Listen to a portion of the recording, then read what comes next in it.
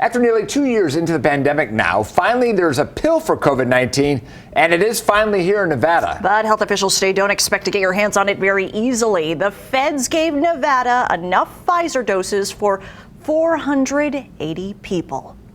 The drugs can help people. There's no doubt about it. We can treat 480 patients in Nevada with the first allocation that we got. That's, not enough people. A missing weapon in the fight against COVID-19, an at-home treatment for COVID in the form of a pill. The feds are in charge of doling out the medications from Pfizer and Merck to all 50 states. It's slim pickings. As far as when it's more widely available, we would all want that put in for our maximum allocation. We put it in very early. They're just not produced yet. And of course, other countries are trying to get it. Dr. David Wiest, pharmacist with the Nevada State Board of Pharmacy, helps oversee the federal shipments to Nevada.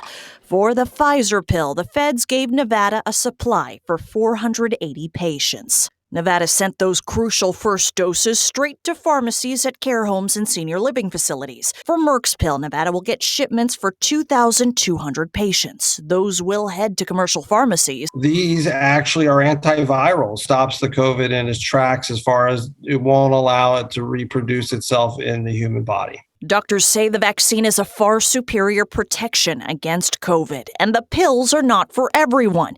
You must have a positive test, have a prescription from a doctor, be at risk for moderate to severe COVID-19.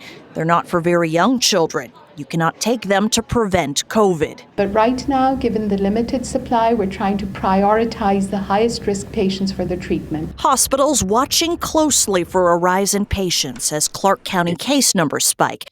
At UMC, the hospital says its COVID patient numbers went from the 40s to 71 in a week, though far below last year's winter surge. Just like flu, every year you get your flu vaccine. Then if you were to develop flu, you get Tamiflu. I think this is how we need to move forward with COVID.